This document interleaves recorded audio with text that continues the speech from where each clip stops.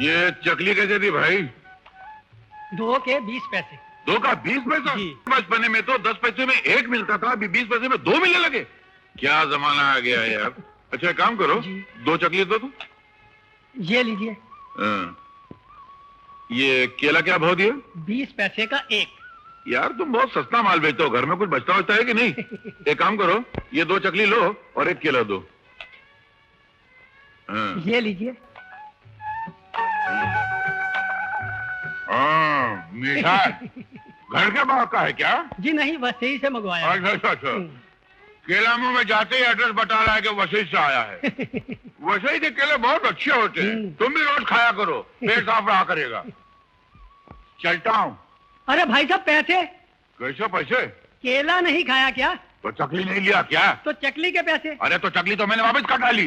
अरे सीधा हिसाब है यार, चकली मैंने लेके लौटा दी, उसके बदले केला लिया, तो केले की कीमत चकली हुई, चकली तुम्हारे पास है, तो केले की कीमत चकली और चकली की कीमत केला, तो बीच में पैसा कहां से आया? तुम सीधे से दुकान चलाओ वरना दुनिया लूट के ले जाएगी। तुम हिसाब करो, मैं वापिस आता हूँ। चकली केला केला चकली, बीच में कुछ गड़बड़ है। अरे भाई साहब। ए भाई जल्दी करो ना, इतना टाइम लगा रहे हो यार। 10 लीटर पेट्रोल भर दो। मेरा नाम मिस्टर नहीं है सिस्टर, मेरा नाम राजा है, लेकिन हालात प्रजा से भी ज्यादा खराब। बीकॉम फर्स्ट क्लास पास हूँ, हैदराबाद का रहने वाला हूँ, शराफत तमीज और ईमानदारी का चाहने वाला हूँ, लेकिन आज तक एक भी ढंग की नौकरी नहीं मिली। इसीलिए मजबूर होकर पेट्रोल भरने का काम करता हूँ, इस पेट के जहन्नम को भरने के लिए। आपकी बड़ी मेहरबानी होगी, बड़ी कृपा होगी, बड़ी नवाजिश होगी अगर आप मुझे कहीं अच्छी सी नौकरी दिलवा दे तो। साहब स्पोर्ट्समैन भी अच्छा हूँ, क्रिकेट में फास्ट बॉलर हूँ, फुटबॉल का गोलकीपर हूँ, साथ में ड्राइविंग का लाइसेंस भी है मेरे पास। बस साहब आप मुकद्दर का लाइसेंस दिलवा दीजिए प्लीज, कहीं से काम दिलवा दीजिए साहब। तो क्या सोचा साहब मेरे बारे में? देखो भाई, मैं भी मुद्दत से तुम्हारी तरह नौकरी तलाश कर रहा हूँ। तुमने बीकॉम किया है, मैंने एमकॉम पास किया है। ये पुरानी खानदानी कार है, रोजाना इसी में बैठकर नौकरी तलाश करता फिरता रहता हूँ। मेरे पास ये सिर्फ 10 लीटर के पैसे हैं। दुआ करो, अगर मुझे नौकरी मिल गई तो तुम्हें पार्टी दूंगा, वरना इस कार को साहूकार के पास गिरवी रख के तुम्हारे पास चला आऊंगा। तुम अपने मालिक से सिफारिश करके मुझे भी यहाँ रखवा देना। यहाँ कोई जगह खाली है? अगर तुम छोड़ रहे हो तो मैं आता हूँ। अरे जाओ साहब जाओ, मैं आपसे नौकरी मांगना, उल्टा मेरी नौकरी वाला के चक्कर में। वाह, 1 लीटर डालना तो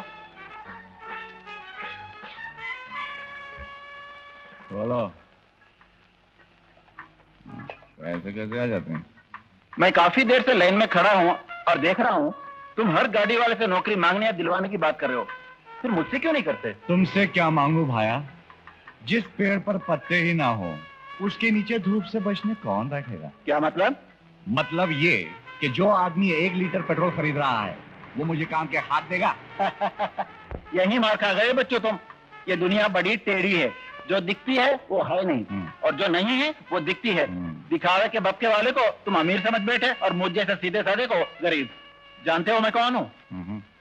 सेठ जमुना दास रायचूरा। कौन सा चूरा? रायचूरा।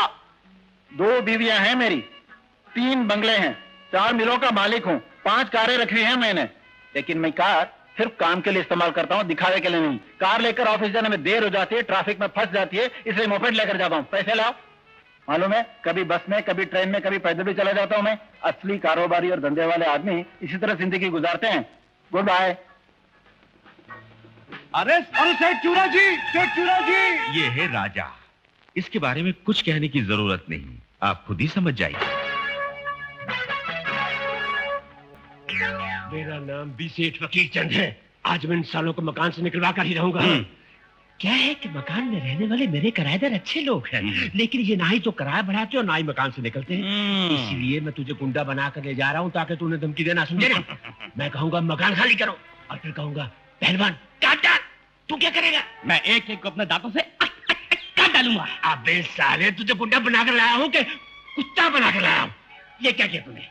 जब मैंने तुझे दादागिरी का एडवांस दिया था तो तेरी इतनी लंबी लंबी मूछें, वो मूछें कहाँ हैं? साहब तब कटकी थी ना, इसलिए मूछ बढ़ाया था। आपने पैसे दिए, कटवा दिया। लो बताओ, जिन मूछों के लिए मैंने तुझे किराए का गुंडा बनाया था वही मुझे साफ कर दी। अब तुझसे कौन डरेगा? चलो चलो। अंदर कौन है? बाहर निकलो किराएदार। तुम लोगों के साथ अब नहीं दिखा रही थी, अब जुल्म करने आया हूँ। जब मचा दूंगा, खून की नदियां बहा दूंगा। और बाहर निकलो। अरे सेठ जी आप आइए आइए, बहुत दिनों बाद आए। चाची कैसी है, ठीक तो है ना? अरे हाँ, सुना कि बेटी सियानी हो गई है, शादी कर डाली उसकी। अच्छा अब मैं चलती हूँ, बहुत सा काम करना है। अरे ये लड़का कौन है? बहुत शर्मिला है बेचारा। अबे ओ साले उल्लू के पट्टे, मैं तुझे खूनी गुंडा बना कर लाया हूँ, वो तुझे लड़का कहकर चलेगी, शर्मिला बनाकर चलेगी। चल सीधा। आइए आइए सेठ फकीरचंद जी, आइए। वहाँ है घर में हमारे बदनसीबी की लानत है, कभी हम उनको कभी अपने सड़े हुए घर को देखते हैं। बहुत दिनों बाद आए, कहाँ थे, जेल में थे क्या? How do you do? मैं इस मकान का मालिक हूँ। अरे लानत भेजो मकान पर, उसके मालिक पे। ए लड़के सुन, तेरा भाग के गली के नुक्कड़ पे जा, 10 पैसे की बीड़ी लेकर आ तू। कौन सी लाऊं जी? घोड़ा छाप या बैल छाप? अरे गधा छाप भी चलेगी, छाप कौन देखता है, जिसमें भाप निकलती है वो लेकर आ, जा। मगर पैसे तो दीजिए। अजीब बेवकूफ आदमी, मेरे पास पैसे होते तो तेरे को आगे भेजता।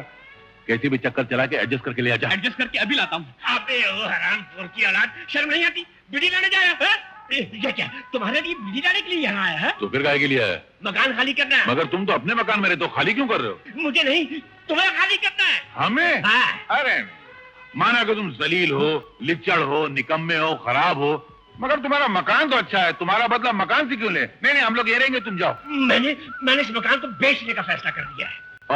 ये तो बड़ी खुशी की बात हुई, चलो जान छूटी तुमसे, मगर किसी अच्छे आदमी को बेचना, अपने जैसे लिच्चड़ को मत बेचना।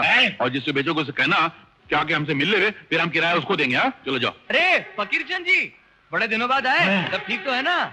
ये कौन है? अरे विनोद, ये मुझ की मुंडाई और ये लाल बनियान, ये चौकड़ी वाली लुंगी, ये हाथ में लाठी, तू तो एकदम गुंडा लग रहा है। लग रहा से मतलब ये है ही गुंडा? क्या बात कर रहे हैं? ये मेरे ऑफिस में चपरासी का काम करता है, रोज सबसे मार खाता है, मेरे पास रोता हुआ आता है। ए क्या रे, तू यहाँ क्या कर रहा बे? ये साहब मेरे को बोले कि इनको आपके घर का रास्ता दिखाओ, वही मैं दिखाने को आया था। मेरा काम हो गया है, मैं चलता हूँ।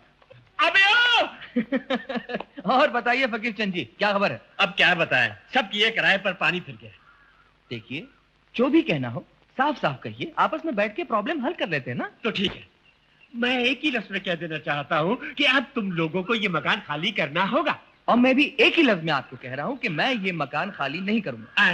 क्यों? ये मकान तो मेरा है। लेकिन किराया हम देते हैं। अरे बड़े आए किराया देने वाले क्या किराया देते हैं? अरे ऋषि बाबू, आप इंसाफ कीजिए ना, पिछले 20 बरस से आप सिर्फ 20 रुपए देते आ रहे हैं, एक पैसा भी नहीं बढ़ा। इस मकान में आने के बाद आपको 2 बच्चे पैदा हुए। मुझे नहीं, मेरी बीवी को। हाँ वही, अगर दोनों बच्चों के हिसाब से हर साल आप 1-1 रुपया बढ़ा देते तो अब तक कितना किराया बढ़ गया होता? हाँ करेक्ट, बढ़ गया होता। और मेरे घर में जब मेरी पहली संतान ने जन्म लिया तो मुझे ऐसा लगा कि घर का एक मेंबर बढ़ गया है, तो फकीरचंद का 1 रुपया किराया बढ़ा देना चाहिए। तो क्यों नहीं बढ़ाया? मेरी माँ का देहांत हो गया, अब 1 साल में एक ने जन्म लिया तो दूसरा मर गया, तो मर्दमशुमारी यानी जनगणना के हिसाब से एक घटा दूसरा बढ़ा है? तो हिसाब वहीं का वहीं रह गया, इसलिए नहीं बढ़ा। क्या धर्मराज है? उसके बाद जब तुम्हारा बेटा शामू पैदा हुआ था तो फिर क्यों नहीं बढ़ाया? उस वक्त कौन मरा था? तुम्हारा बाप मर गया था। क्या कहा? याद करो, जिस साल मेरा बेटा पैदा हुआ था उस साल तुम्हारा बाप मरा था कि नहीं? तो मैंने सोचा कि अगर मेरे घर में कोई बढ़ा तो तुम्हारे घर में घट गया, मतलब खर्चा घट गया, तो फिर किराया बढ़ाने का सवाल ही पैदा नहीं होता, इसलिए नहीं बढ़ाया। इसीलिए तुम्हें कोई नौकरी नहीं देता, हमेशा उल्टी सीधी बातें करके दूसरों का दिमाग दीमक की तरह चाट डालते हो। सेठ फकीरचंद कचरादार, अगर मुझे कोई नौकरी नहीं देता तो उसमें मेरी नहीं, उन लोगों की बदकिस्मती है। जैसे आज तुम मुझे मकान से निकाल रहे हो तो इसमें मेरी नहीं, तुम्हारी बदकिस्मती है। किसकी बदकिस्मती है? तुम्हारी बदकिस्मती है। किसकी बदकिस्मती है? तुम्हारी बदकिस्मती है। अरे मेरे भाई, मैं तुमसे आखिरी बार कहता हूँ कि भगवान के लिए मेरे ये मकान खाली कर दो। देखिए, उनमें और हम में बहुत फर्क है। वो यहाँ 20 साल से रह रहे हैं और हम 5 साल से। चाय। शुक्रिया। आपके लिए नहीं, इनके लिए। सेठ जी, जब हम नए नए आए थे तो आप हमसे 150 रुपए भाड़ा लेते थे। जब जब आपने भाड़ा बढ़ाया हम देते रहे, यहाँ तक कि अब हम आपको 350 रुपए भाड़ा देते हैं। उसके बावजूद आपने इस मकान की हालत में कोई सुधार नहीं किया। चलिए जाने दीजिए, हम उसकी भी परवाह नहीं करते। अब भी अगर आपको भाड़े में 5-10 रुपए बढ़ाने हो तो हम उसके लिए तैयार हैं, लेकिन मकान छोड़ने के लिए हरगिज तैयार नहीं।